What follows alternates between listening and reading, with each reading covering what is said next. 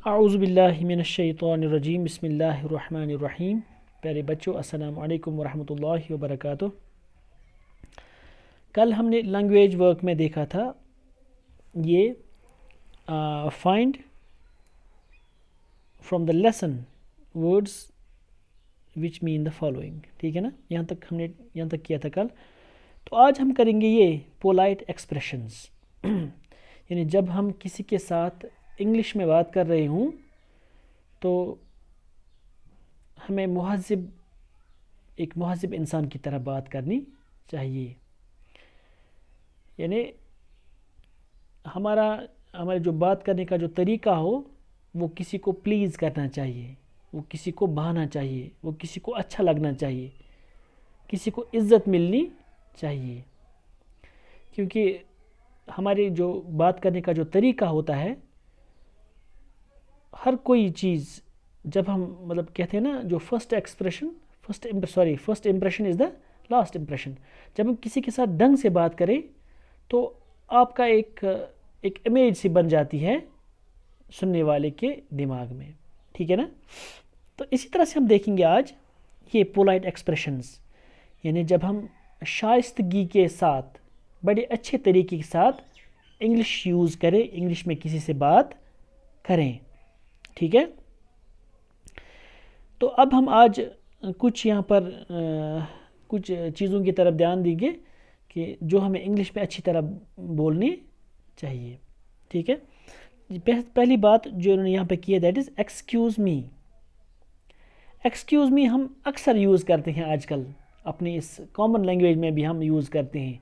अगर हम कश्मीरी में भी बात कर रहे हूँ, उर्दू में बात कर रहे हूँ, तो उस वक्त हम डेफिनेटली उसमें वर्ड यूज़ करते हैं एक्सक्यूज़ मी।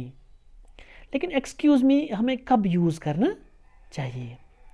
कहा जाता है कि एक्सक्यूज़ मी हमें तब यूज़ करना चाहिए जब हम किसी को अपनी तरफ उसको ध्यान दिलाना चाहेंगे। यानी आप चाहोगे कि वो मेरी तरफ ध्यान दे, उसका ध्यान कहीं और हो, और आप उनको कहने से पहले क्या कहते हो? Excuse me. क्यों? क्योंकि आप उनकी अटेंशन चाहते हो। ठीक है। यानी जब आप कहीं से जा रहे हों, दो आदमी बैठे हों कहीं, और आप उनको कहोगे कि यहाँ से हमें जाना है, मुझे फ़लाँ जगह जाना है, कि आप मुझे बता सकते हैं कि यहाँ से जा सकते हैं आप क्या हैं? तो ऐसे ही यहाँ पर इसके लिए हम एक्सक्यूज़ मी यूज़ करते हैं। जिस तरह से उन्होंने एग्जाम्पल भी दी है, excuse me, could you tell me the way to the airport, है ना।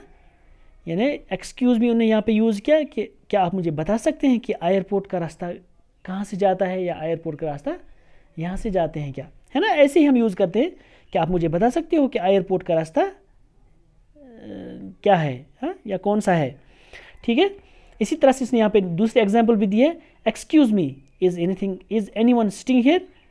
तो ऐसे ही अगर आप कहीं जाओगे और आप वहाँ पहुँचोगे और आप बोलोगे excuse me, is anyone sitting here, क्या यहाँ पे कोई बैठा है। ठीक है। यानी सिर्फ ध्यान बटाने के लिए, ध्यान हासिल करने के लिए हम एक्सक्यूज़ मी वर्ड यूज़ करते हैं। और इसी तरह से हम सॉरी और आई एम सॉरी, ये क्यों हम यूज़ करते हैं? यू से सॉरी और I am sorry when you need to apologise for something small. जब आपको लगे कि आपने गलती की, हाँ, या आपको मुआज़रत ज़ाहिर करनी है ना। जब कोई गलती होती है उसके बाद क्या होता है, इंसान को अपनी जगह कुछ बुरा सा फील होता है, तो उस वक्त इंसान यूज़ करता है सॉरी और आई एम सॉरी, है ना। जिस तरह से इसने यहाँ पे एग्जांपल दी है, सॉरी आई एम लेट, मुझे अफसोस है कि मैं लेट पहुँचा, या मुझे देर हो गई। ठीक है। या इसी तरह से आई am sorry but do you think you could move your car, यानी क्या, किस लिए, यानी ये दूसरे को बोल रहा है, किसी ने किसी जगह अपनी कार पार्क की है और इनको बोल रहा है आई एम सॉरी, है ना। एक मुहज़्ज़िब तरीका है ये। क्या आप माइंड नहीं करोगे, या आप माइंड मत करोगे कि आप अपनी कार को थोड़ा यहाँ से मूव कराओगे, उसको थोड़ा सा आगे बढ़ाओगे। ठीक है। तो इस तरह से हम इन चीज़ों को यूज़ करते हैं, या सॉरी, आई एम सॉरी, या ऐसे इनको यूज़ करते हैं। इसी तरह से आई bag your pardon, is a formal expression. हाँ, वो इसमें आएगा अभी पार्डन। हाँ, तो इसके बाद नेक्स्ट सबसे पहली बात हमने की एक्सक्यूज मी के बारे में, दूसरी सॉरी या आई एम सॉरी के बारे में, और नेक्स्ट वन पार्डन और सॉरी। यानी these are used when you did not hear और understand what somebody said and want to repeat it. तो ये कब हम यूज़ करते हैं? तब जब हमें कोई कुछ बोल रहा होता है और हम वो ना सुन पाए, हमने वो नहीं सुना, और क्या होता है फिर, और आप उनको बोलते हो क्या, आप प्लीज़, है ना, मतलब प्लीज़ करके आप बोलते हो, या पार्डन करके आप बोलते हो कि मैंने ये नहीं सुना, क्या आप मुझे फिर से वो बताओगे। यानी यहाँ पे इसने एग्जाम्पल दिया pardon, could you say that again, यानी आप फिर से वो बोल सकते हो। ठीक है, इस नीचे लिखा भी है, इट्स नॉट पोलाइट टू से what if you did not hear और अंडरस्टैंड समथिंग। तो अगर आपसे कोई कुछ बोल रहा था तो आप यहाँ से उनको बोलोगे व्हाट। ये व्हाट जो बोलना होता है ये मुहज़्ज़ब अंदाज़ा नहीं होता है, ये अच्छा तरीका नहीं होता है। आप यहाँ से क्या बोलोगे इसके बदले? पार्डन। ठीक है, या sorry, could you say that again. यानी एक तरीका होता है मतलब किसी को प्लीज़ करने का, किसी के साथ ढंग से बात करने का। ठीक है, इसी तरह से नेक्स्ट है I am afraid. I am afraid, you use the phrase I am afraid when you want to apologise because you have to tell somebody something that they may not like.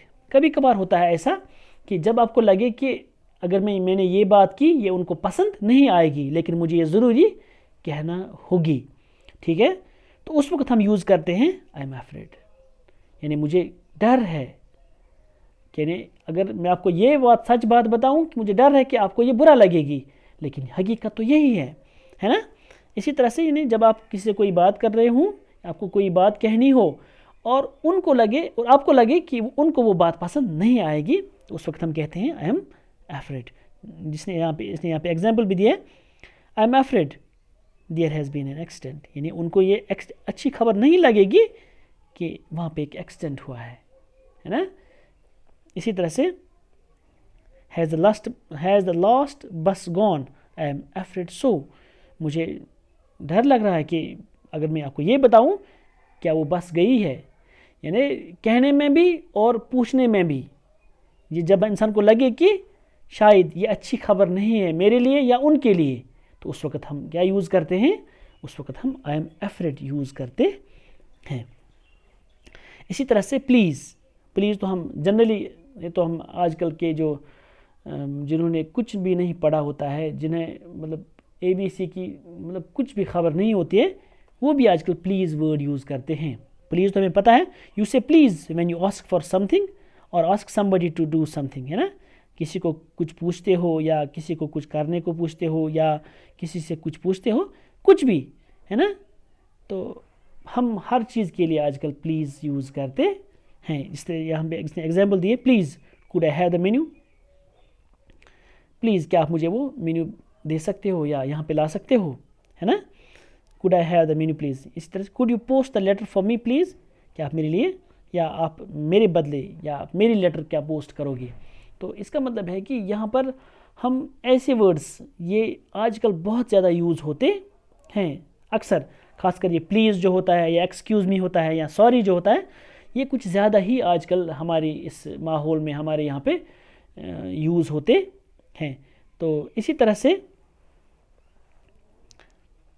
Next है thank you. Thank you भी हम अक्सर use करते हैं, है ना।